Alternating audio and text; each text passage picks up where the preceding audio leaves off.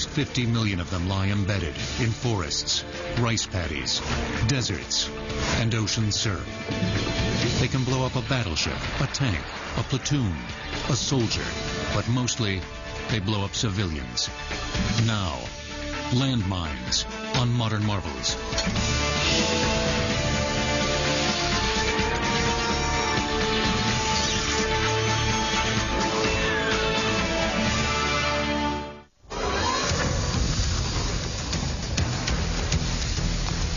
Since World War II, an estimated 400 million mines have been deployed on land and sea.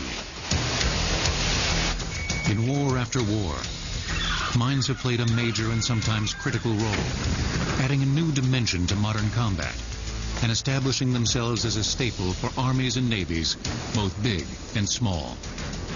This is a very viable weapon system for all times and all seasons, and can be used to not just shape the battlefield, but to have a great psychological effect. If you have a cheap $100 mine,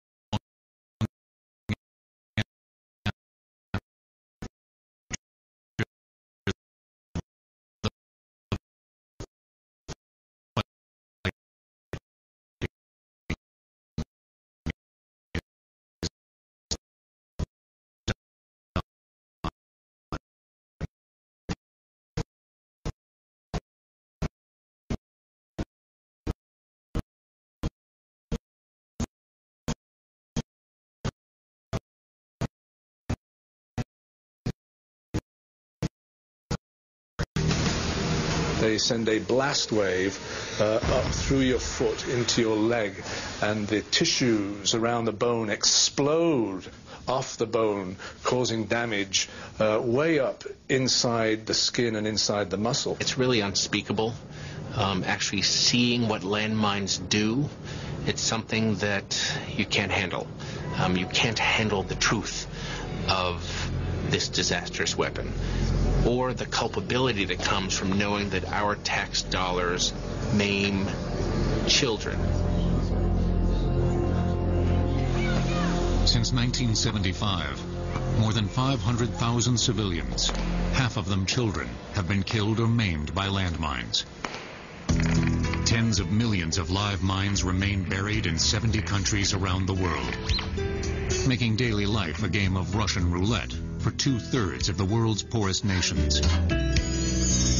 Mines stay deadly because they're so simple. The vast majority consist of a fuse that shoots off a spark when stepped on or driven over, setting off a small amount of initiating explosive, which in turn detonates the main charge.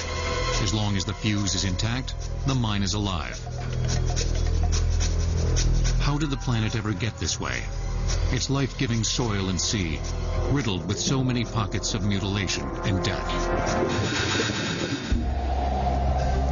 The origin of landmines goes back to the 13th century and China. It only took about 100 years after the invention of gunpowder for the Chinese to create the world's first exploding mine, called the underground sky-soaring thunder.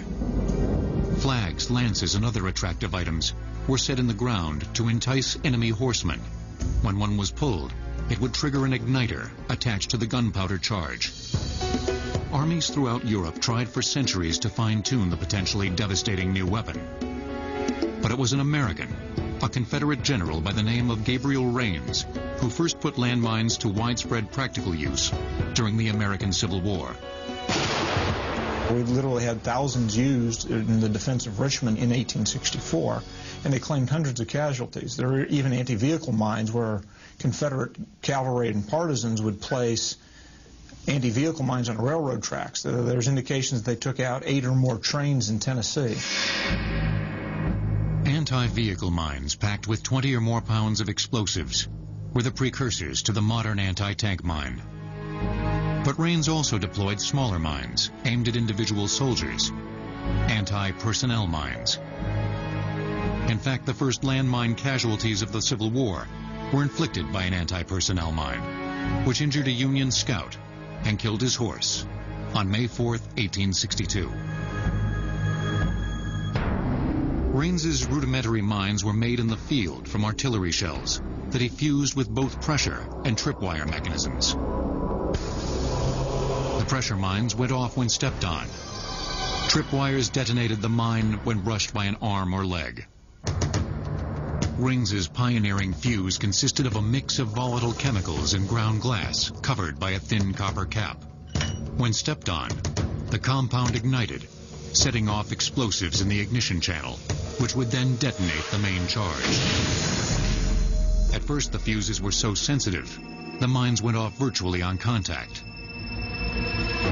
After losing a thumb and forefinger to one of his own mines, however, Raines set the pressure point for detonation at 7 pounds. Overall, about 20,000 mines were deployed during the war, killing a few hundred soldiers. From the start, landmines were viewed with abhorrence, at least by the North. This was not the proper way of conducting war. To be blown up by something you can't see doesn't seem fair. But the new weapon, once in play, proved compelling. And by the end of the war, the North, too, was using landmines. Half a century later, in the First World War, a whole new raft of unfair weapons would be introduced. Everything from poison gas, to machine guns, to the armored tank. The tank in particular would push the development of landmines. The Germans take artillery shells, much as Raines had done, bury them with forms of friction primers and percussion primers as the means of trying to stop the new weapon on the battlefield called the tank. German mines were improvised in the field using a wood or metal box to hold either a shell or an explosive powder. The pressure fuses were designed to trigger the mines under the weight of a tank or field gun. Some of the mines were booby-trapped to explode if and when the box was opened or moved by enemy deminers. Since tanks didn't appear until late in the war, anti-tank mines did not take center stage as a major weapon. Still, the mines made a deep impression and were responsible for 16% of all American tank losses. Tanks and anti-tank mines continued to square off after the war, as these U.S. Army tests of 1926 show. But peacetime reconstruction eventually put mine research on hold, except in Germany, which began gearing up for war soon after Hitler came to power in 1933. In the history of mine warfare, World War II was a watershed. On every front, in astonishing numbers, with horrifying innovations and designs, landmines took center stage, establishing themselves as both fixture and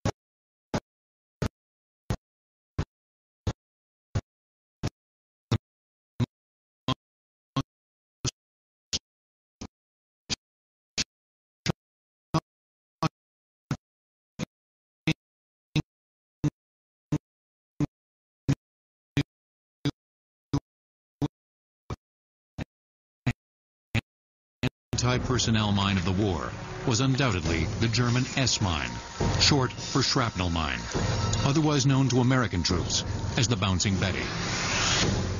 Introduced against the French in 1940, the mine was activated by tripwire or footfall. But then the surprise. Instead of exploding from below, a small charge of black powder shot the mine belly high. Then the main charge exploded, sending 350 steel balls in all directions. It was the first anti-personnel mine designed to kill large numbers of people. It's got a frag pattern with a lethal radius of about 25 meters in a 360-degree pattern, so it was possible for an S-mine to kill or wound an entire squad. Many of the wounded and dead were combat engineers who had the nerve-wracking job of sweeping metal detectors across every inch of front in search of mines. That job would become much more hazardous mid-war as the Germans introduced a new mine, one that none of the Allied metal detecting tools could find. 1 out of every 236 Cambodian civilians has lost a limb by stepping on a landmine. Landmines will return on Modern Marvels.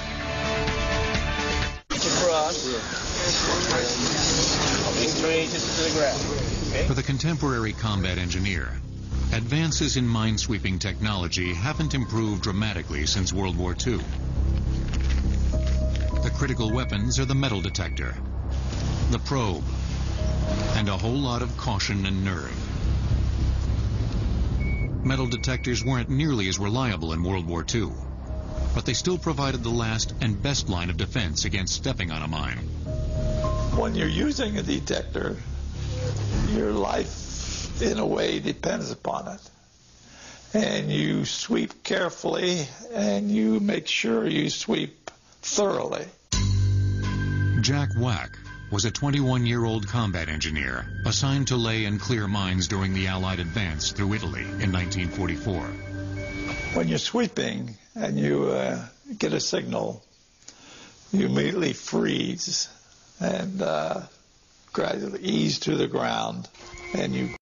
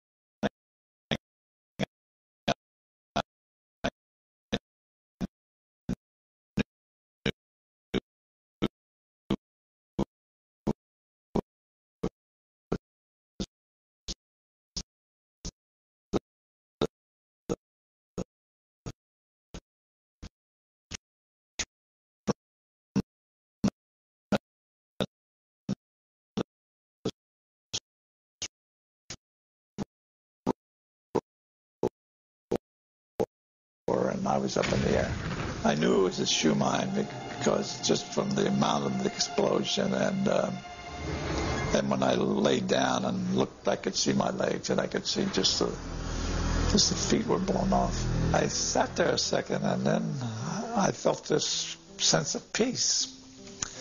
I was completely confident that even though I lost 2 legs, I would lead a normal life. The dozer operator carried me out, and they called for an ambulance. In about a half hour, an ambulance came and took me away. If the Germans had the upper hand in laying mines, the Allies, by necessity, came up with the best tools for rapidly breaching minefields. Pounding the ground with flails that had enough armor to protect the operator while detonating mines was one way. Rollers could also be used to set off mines. And plows were employed to clear a path by shoveling mines off to the side. Explosive snakes pushed hundreds of yards across a minefield and then blown up to breach a path wide enough for a tank also saw some action. As did a smaller line charge called the Bangalore Torpedo. The squad pushes the pipe forward across the minefield. Then they put the explosive train in the back. They detonate it, and it detonates the mines that it's up against. That explosive to explosive continuity causes the mines to detonate. One of the most important mine-counter-mine showdowns of the war took place on D-Day. When American and British troops hit the beaches of Normandy, the first line of German defense was mines. 4 million of them along the Atlantic coast. Most were German Teller mines, anti-tank pressure mines containing 12 pounds of TNT. Rommel would put wooden sticks in the ground and then attach a Teller mine to the top of it, with the idea being that at certain tide levels, the landing craft would come in, hit the Teller mine, it would go off and destroy the landing craft. One of the things not usually appreciated about D-Day is that American engineers constituted 40 to 50% of the initial landing effort.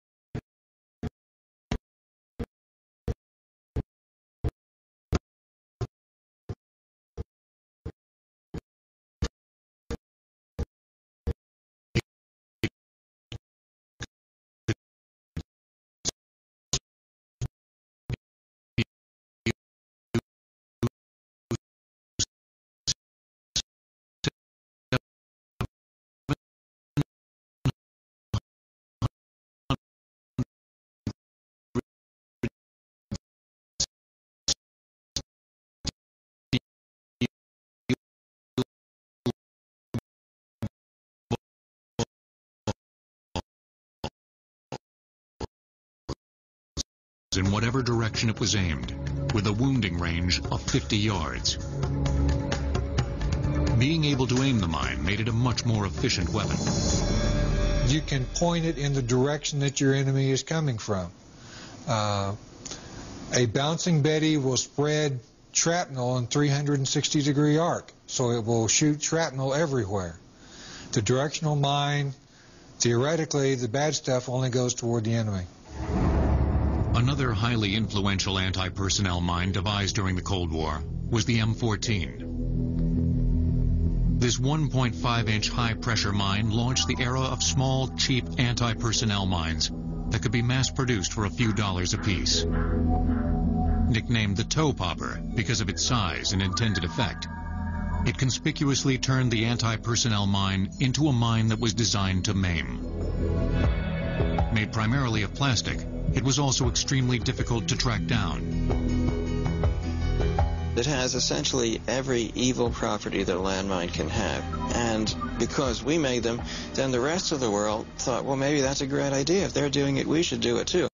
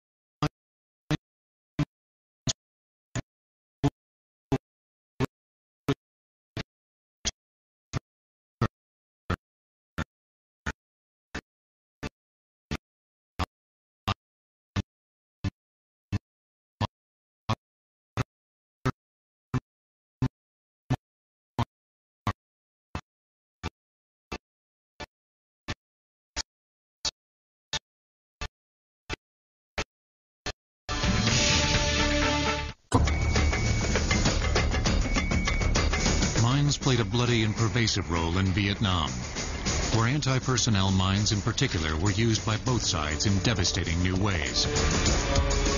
Vietnam was an unconventional war, with an enemy and a front that was hard to define. Hit-and-run guerrilla tactics made traditional mines and minefields obsolete. It wasn't like World War II, where there was a front, and the front moved forward or the front moved back. In Vietnam, it wasn't possible to predict where the conflict was going to be, which meant that where you didn't want the enemy to come today, you might want to be able to go tomorrow. Now, if you put down persistent landmines, you can't do that, and we found that out the hard way. A lot of our own troops were injured or killed by those mines.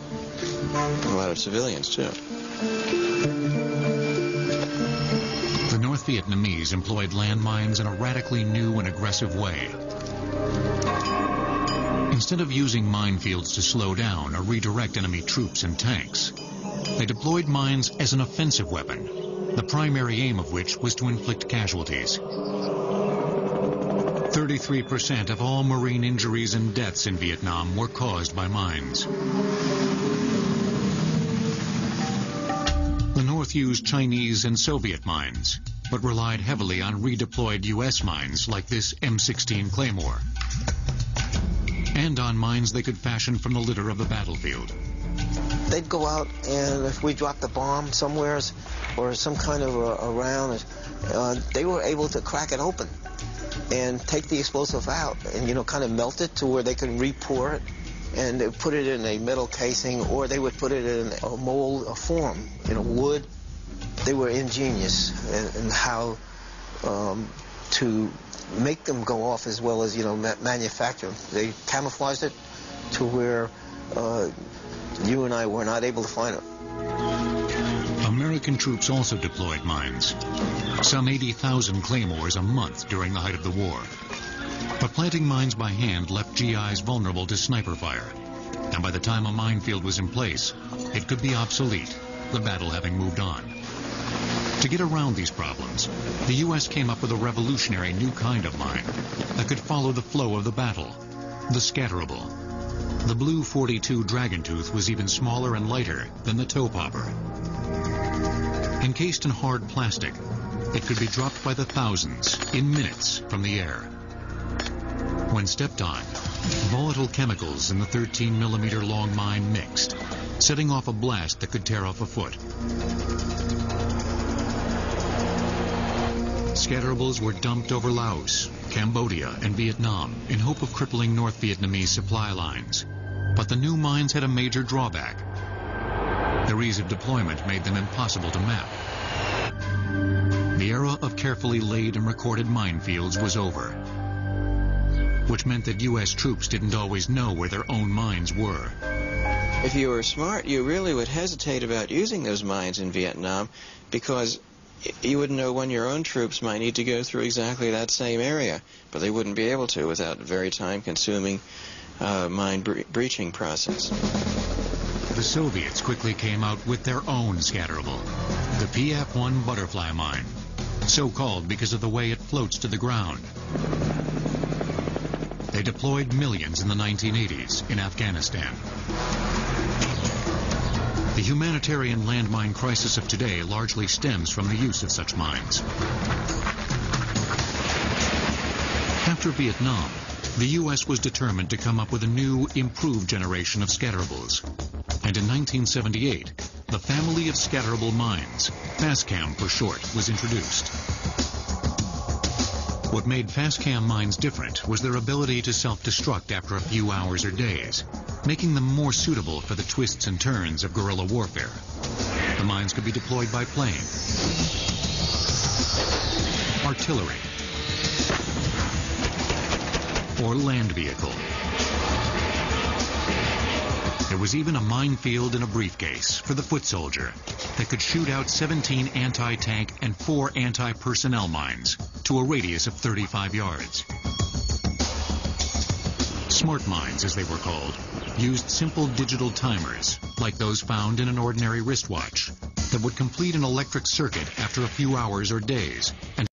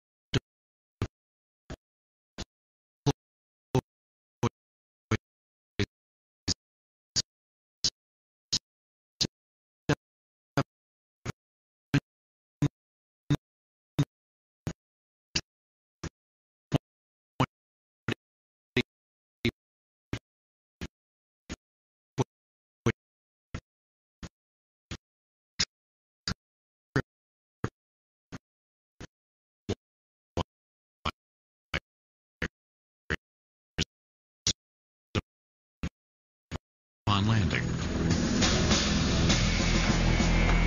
Or the $114,000 wide-area anti-armor munitions mine, otherwise known as WAM, a mine that uses multiple sensors and a penetrating warhead to detect and take out an enemy tank from a distance of 100 yards. Even greater distances and levels of lethality are routine for sea mines, which have also established themselves as a staple of modern war and spawned whole new forms of mine and countermine technology. During the Vietnam War, the U.S. dumped about 1,000 tons of gravel mines, anti-personnel scatterables, about the size and shape of a sugar packet. Landmines will return on Modern Marvels. Mine warfare is not restricted to combat on land. Sea mines have also had a huge impact on 19th and 20th century conflicts. Indeed, sea mines have damaged and destroyed more ships than any other weapon in every war since the Civil War. The USS Roberts found out the hard way how devastating a single sea mine can be when it hit an Iranian MO-8 mine while patrolling the Persian Gulf on July 4th, 1989. This explosion was one of the most ferocious I'd ever seen. It actually blew the ship vertically about 15 or 20 feet in the air. A fireball went up from the after end of the ship that must have been somewhere between 100 and 150 feet. I was standing 114 feet, 120 feet from the point of the explosion. It broke my left foot. The old-fashioned contact mine, packed with 250 pounds of TNT, nearly cracked the Roberts in half. The only thing holding it together was the deck. Interestingly, it wasn't the TNT directly that caused the enormous damage. A mine causes a balloon, almost a force balloon under the ship. And that force balloon then comes up and bursts under the ship and lifts it up out of the water. And when it releases the pressure, it's the falling back into the water after being lifted that causes the ship to break its back and usually go right to the bottom. Visions of such spectacular destruction in which a cheap explosive wipes out the enemy's most expensive ship inspired the development of sea mines from the start. David Bushnell, an American student at Yale who invented the submarine during the Revolutionary War, also designed and built the first sea mine. Known as a keg mine, this simple contact mine was made by packing a wooden butter keg with gunpowder and attaching it to a float. A hammer and flintlock mechanism, like that on a musket, was attached to the mine, which was triggered when hit by a ship. The mines failed to knock out any British vessels. Their only victims? 2 boys who tried to fish out one of the kegs. Mortar mines proved much more effective in the Civil War, when the South used them as a great equalizer against the North, sinking or damaging some 43 Union ships. The South offered half the cargo of a sunken ship to anyone who could design an effective mine, or torpedo as they were then called. Some of the designs were little better than the keg mine. They actually used a container that was originally intended for whiskey, 5-gallon container, packed it with black gunpowder, put an artillery friction piece in it, and then suspended it below a float. And one of the Union vessels stumbled upon it, went down in 30 feet of water. Only thing showing was the smokestacks. Not all mines were so rudimentary. The Singer mine, a moored contact mine invented by the brother of the sewing machine magnate, used a spring-driven plunger that set off a 60-pound black powder charge. A more radical innovation was the introduction of electrical fuses. They actually had electrical controllers on the shore. When the ship passed closest to the mine, then a well-hidden shore contingent would set the switch and cause the mine to detonate. The laying of mines on the open sea didn't begin until the 20th century. Most dramatically in the First World War, when the U.S. and British planted 72,000 mines along the North Atlantic coast in an attempt to bottle up the German U-boat. The North Sea Barrage, as it was called, was the largest underwater minefield ever deployed. It featured an innovative new mine developed by the U.S. called the MK6. that used a floating copper wire to extend the contact range of the mine by 300%. Any submarine that grazed the wire would trigger the mine's 300-pound charge.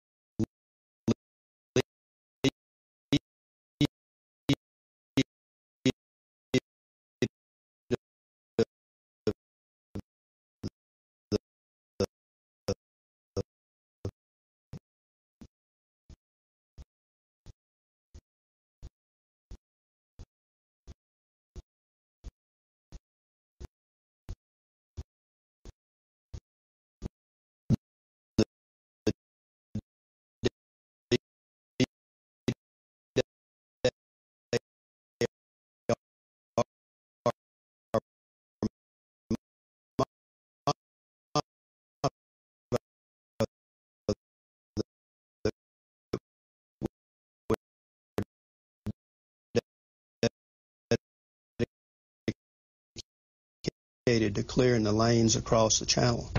The first casualties of that operation occurred with the loss of the minesweeper.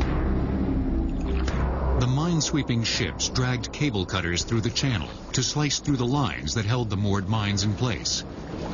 They also towed electrical cables that could simulate the magnetic charge of a passing ship and thereby detonate magnetic mines. The effort that we went through, cutting the cables to the mines and allowing our gunboats to sink them when they surfaced, was a tremendous effort, and had to precede any landing to prevent serious loss. Minesweeping has come a long way since the Second World War. Much of the work is now done by the Navy's MH-53E helicopters, which are strong enough to drag mine detectors and cable cutters through the waves, and can do so more quickly and safely than ships. Divers still have to hunt down the hard-to-find mines, but a whole new generation of high-tech mine hunting tools is about to emerge, or submerge. We're trying to get people out of the loop from dealing with the mine problem. So we're concentrating a great deal of effort on using unmanned systems, or basically robots, to help with this mine problem. Unmanned underwater vehicles are likely to be the minesweepers of the future, supplementing operations from ship and air. Equipped with cameras, sophisticated sensors, and robot appendages, some of the UUVs are programmed to find and recover mines.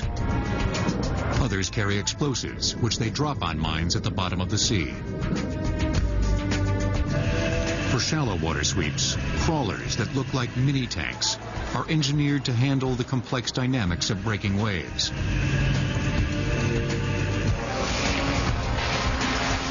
The Rapid Airborne Mine Clearance System, or RAMX, meanwhile, may provide another interesting way of getting rid of underwater mines by literally shooting them into extinction with bullets designed to stay on course after they hit the water.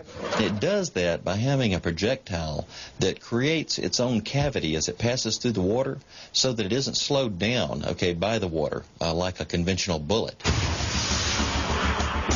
Getting rid of mines in the surf zone is a job for the Navy's experimental explosive nets and line charges, which use blast pressure to detonate mines.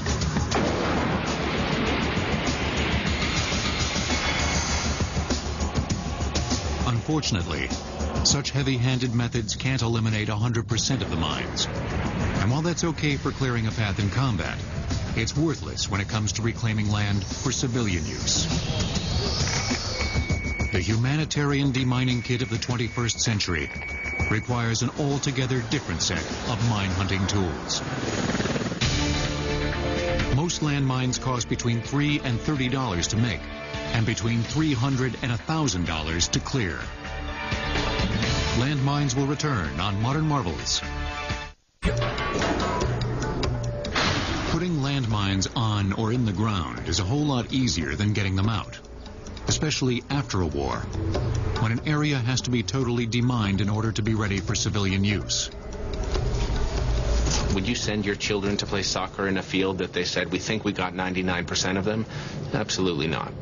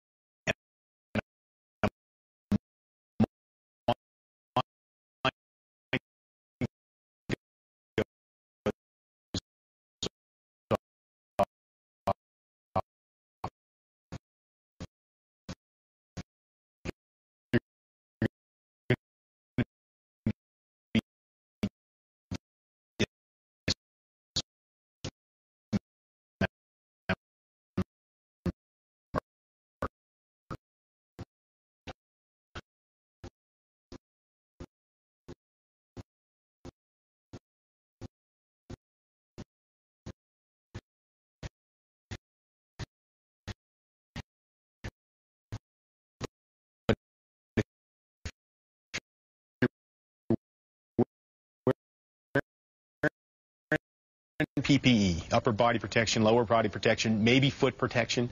Hopefully, you're going to minimize the injury enough so that the medical attention that's there can save your life and maybe give you something to walk on. Unfortunately, blast-resistant visors, vests, and boots cost thousands of dollars and are too expensive for most deminers in the Third World. Also prohibitively expensive for much of the world are the latest demining vehicles, spin-offs of the old rollers and plows, like this 56-ton Rhino earth tiller, which dredges and detonates mines by crushing them between its upper and lower drums. Or this floating mine blade, a remotely operated bulldozer with teeth that dig 10 inches into the ground and separate earth from mine. Aerial mine clearing is a promising technology that might be available in a few years. A camcopter in development by the U.S. Army uses onboard GPS and infrared sensors that can read the heat signature of a landmine and thereby create a digital mine map of a given piece of land.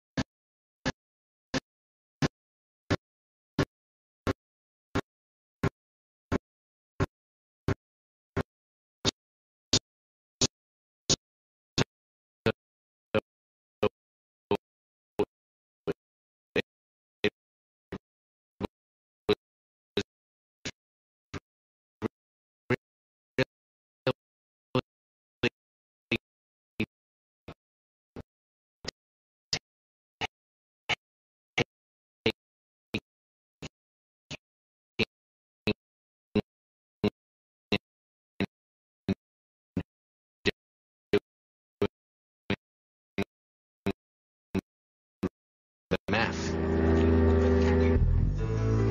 White, co-founder of the Landmine Survivors Network, has been part of a humanitarian grassroots movement to ban anti-personnel landmines worldwide. Launched in 1992, the international campaign has achieved unprecedented success as an initiative fueled entirely by non-governmental organizations. To date, 134 countries have signed the Landmark Treaty. The United States, Russia, and China have not. These indiscriminate killers constitute one of the greatest public health hazards. Royal celebrities like Queen Noor of Jordan and Princess Diana before her death in 1997 brought massive attention to an issue that struck a humanitarian chord worldwide. Even Superman and Wonder Woman have done their part, warning children in third world countries about the dangers of mines.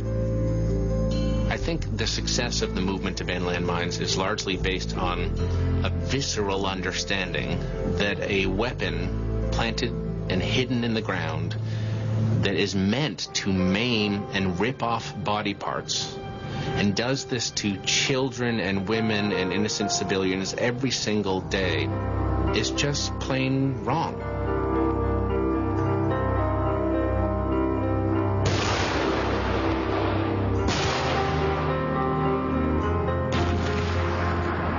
Weapons of war, of course, are supposed to maim and rip off body parts, which is precisely why landmines will probably continue to wreak havoc in war and beyond war for many years to come.